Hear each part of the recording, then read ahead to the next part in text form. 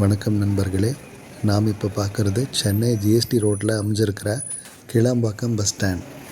இந்த bus stand ஏசியாவிலேயே ரொம்ப பெரிய பஸ் ஸ்டாண்டுகள் ஒன்றாவும் அதிநவீன வசதிகள் கொண்ட பேருந்து நிலையங்களில் ஒன்றாவும் கருதப்படுது. இப்போ நீங்கள் பார்த்துட்ருக்கிறது எம்டிசி பஸ் ஸ்டாண்ட். லோக்கல் ஏரியாஸ்க்கெல்லாம் போகக்கூடிய பஸ்ஸுகள் வந்து போகிற இடம் இது. இப்போ நம்ம வெளியூர்கள் செல்லக்கூடிய பேருந்துகள் நிற்கக்கூடிய இடங்களை நோக்கி பயணிச்சிட்ருக்கோம். இதுக்கு முன்னாடி சென்னையில் கோயம்பேடில் மட்டும்தான் வெளியூர் பஸ் ஸ்டாண்டு இருந்தது.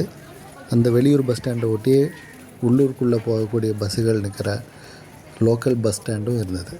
ஆனால் எல்லா பயணிகளும் பஸ்ஸுகளும் அந்த பஸ் ஸ்டாண்டுகளையும் நோக்கி பயணிக்கும்போது சென்னைக்குள்ளே போக்குவரத்து நெரிசல் ரொம்ப அதிகமாகுதுன்னு சொல்லிட்டு புதுசாக ஒரு பஸ் ஸ்டாண்டு உருவாக்கலாம் அப்படின்னு பிளான் பண்ணி தான் இந்த கோயம்பேடு பஸ் ஸ்டாண்டுக்கு பதிலாக மாற்றாக கிளாம்பாக்கம் பஸ் ஸ்டாண்டை உருவாக்குனாங்க.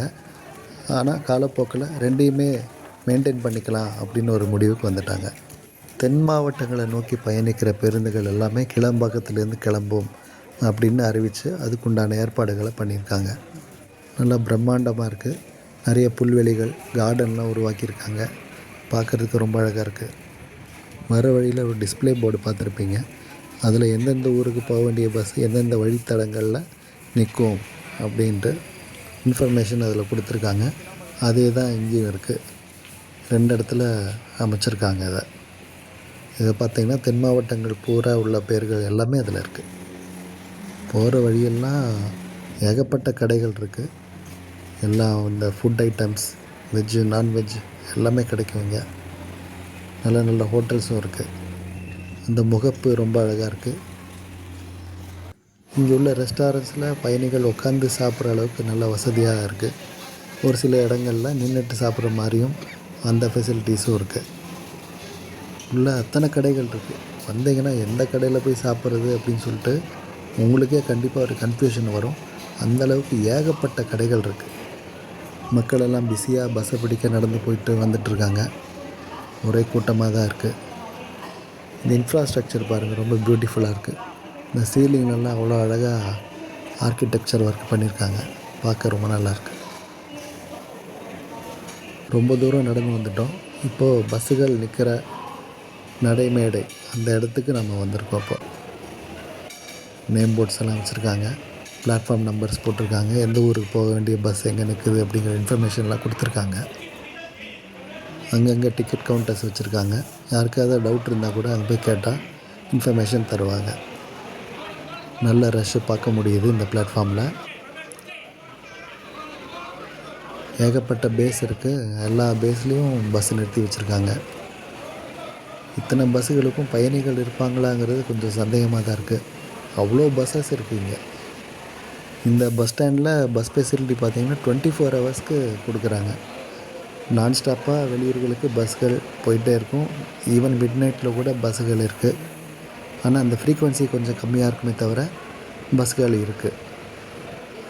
சுமார் ஒரு 7 மணி, 8 மணி, 9 மணி அந்த ரேஞ்சில் அந்த ஃப்ரீக்குவென்சி ரொம்ப அதிகமாக இருக்கும். நிறைய பஸ்ஸுகள் போயிட்டே இருக்கும்.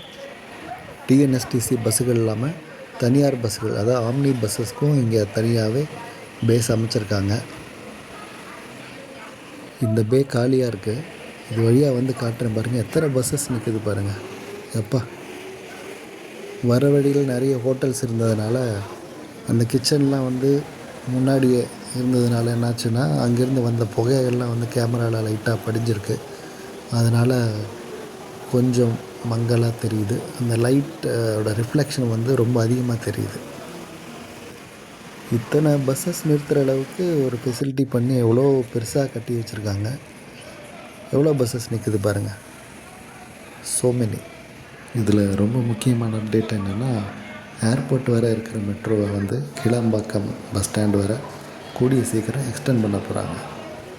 மெதுவாக அடுத்தடுத்த நடைமேடைகளை காட்டுறேன்.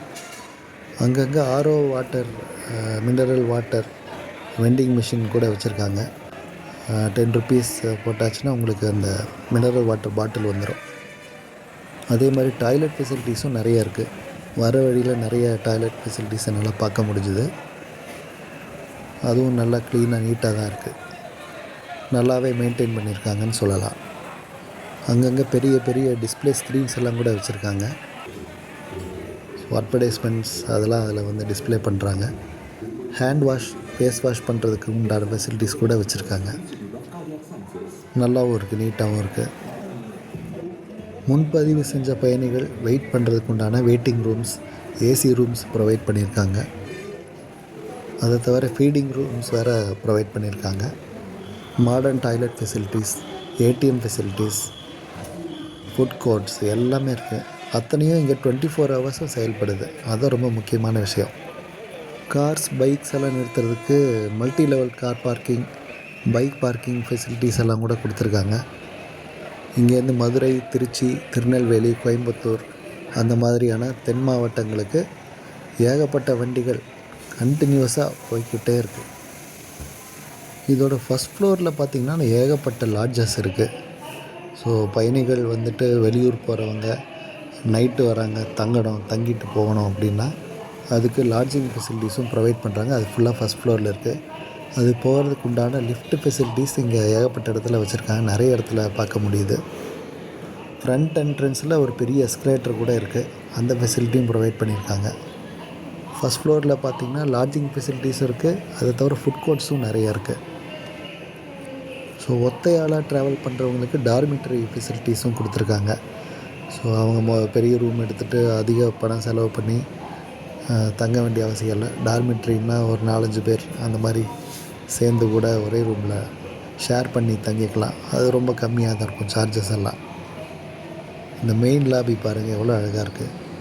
சீலிங்கில் இந்த லைட் ஒர்க்கு, அந்த தூண்கள் எல்லாம் சூப்பராக இருக்குது.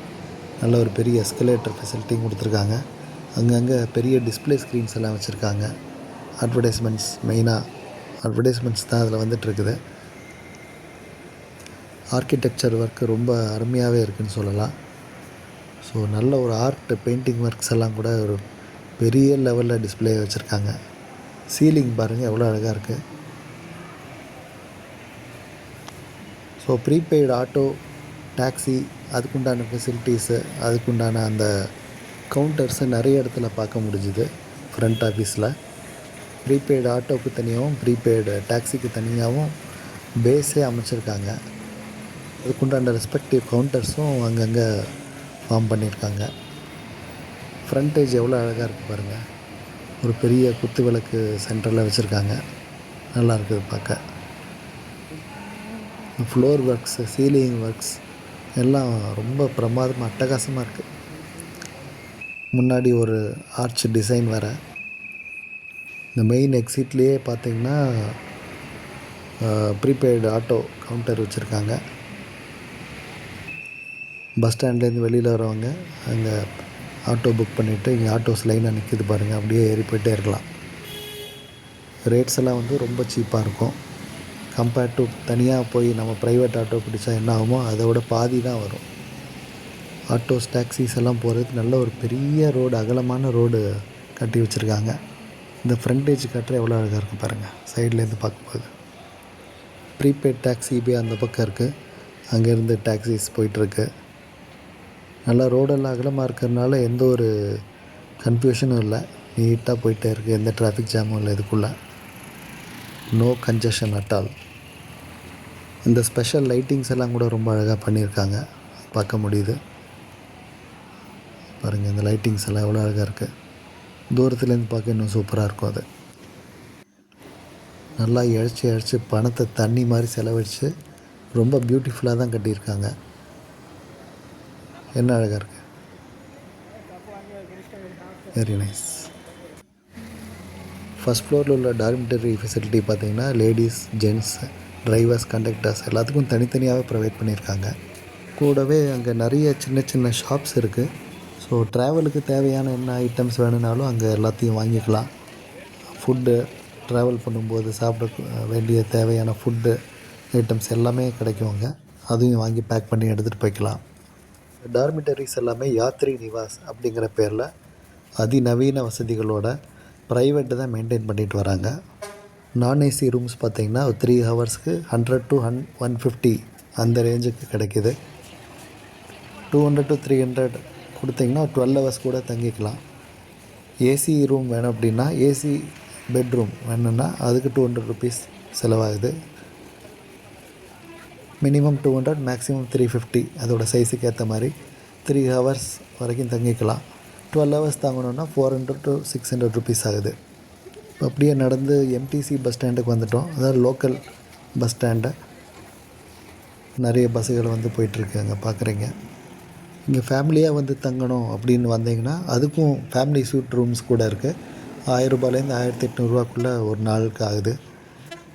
3 ஹவர்ஸ், 6 ஹவர்ஸ், 12 ஹவர்ஸ், 24 ஹவர்ஸ் அந்தந்த நேரங்களுக்கு தகுந்த மாதிரி ஏசி, நான் ஏசி அந்த ஃபெசிலிட்டிஸ் தகுந்த மாதிரி ரேட்ஸ் டிஃபர் ஆகும். நீங்கள் யாத்ரி நிவாஸ் ரிசப்ஷனுக்குள்ளே போயிட்டு அங்கே இருக்கிற ஆஃபீஸில் ஸ்பாட் புக்கிங்கும் பண்ணலாம். அப்படி இல்லைன்னா நீங்கள் ஆன்லைனில் கூட நீங்கள் ரூம்ஸ் எல்லாம் முன்னாடியே புக் பண்ணி வச்சுக்கலாம். உங்களுடைய பஸ் டிக்கெட், அப்புறம் ஆதார், அப்படி இல்லைன்னா ஓட்டர் ஐடி, அது ஏதோ ஒரு டாக்குமெண்ட் காமிச்சிட்டு நீங்கள் வந்து ரூம்ஸை வந்து அட்வான்ஸ் புக்கிங் பண்ணிக்கலாம். உங்களுக்கு ரூம்ஸில் வந்து வைஃபை கொடுத்துட்றாங்க, சார்ஜிங் பாயிண்ட்ஸ் இருக்கும், அப்புறம் லாக்கர் ஃபெசிலிட்டிஸ் இருக்குது, ஹாட் வாட்டர் ஃபெசிலிட்டிஸ் இருக்குது. குளிக்கும்போது ஹாட் வாட்டர் வேணுன்னா அதுக்கும் ஃபெசிலிட்டி இருக்குது. நல்ல க்ளீனர் டாய்லெட்ஸ் இருக்குது. அப்புறம் 24 ஹவர்ஸ் சிசிடிவி சர்வைலன்ஸ் இருக்குது all over the bus stand. இங்கே கடைசி பஸ்ஸுன்னு எதுவும் கிடையாது. மிட் நைட் 12 மணிலேருந்து ஏர்லி மார்னிங் 4 o'clock வரைக்கும் கூட பஸ்ஸுகள் மதுரை, தேனி, அப்புறம் திருச்சி, கோயம்புத்தூர் அந்த மாதிரி ஊர்களுக்கு கண்டினியூஸாக பஸ்ஸுகள் இருந்துகிட்டே தான் இருக்குது. அதோட டைமிங்ஸ் எல்லாம் என்னென்னு தெரிஞ்சுக்கிட்டு நீங்கள் டிஎன்எஸ்டிசி ஆப் மூலமாக ஆன்லைன்லேயே புக் பண்ணிக்கலாம். லோக்கல் பஸ்ஸஸ் பார்த்திங்கன்னா தாம்பரம், கிண்டி, கோயம்பேடு, ரயில்வே ஸ்டேஷன் எல்லா இடத்துக்கும் வண்டிகள் இருக்குது. இங்கேருந்து யூஸ்வலாக காலையில் 4:30 மணிலேருந்து நைட்டு 11:30 மணி வரைக்கும் ரெகுலர் பஸ்ஸஸ் உண்டு. அதுக்கு மேலே பார்த்திங்கன்னா ஃப்ரீக்வன்சி குறைஞ்சிடும். இருந்தாலும் நைட் பஸ்ஸஸ் இருக்குது.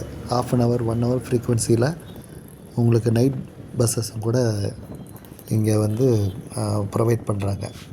நியரஸ்ட்டு ட்ரெயின் ஃபெசிலிட்டிஸ் பார்த்திங்கன்னா ரயில்வே ஸ்டேஷன் பார்த்திங்கன்னா வண்டலூர், ஊரப்பாக்கம் அதெல்லாம் நியரஸ்ட்டாக இருக்குது. கிளம்பாக்கத்துலேயே ஒரு ரயில்வே ஸ்டேஷன் ரெடி பண்ணிகிட்ருக்காங்க.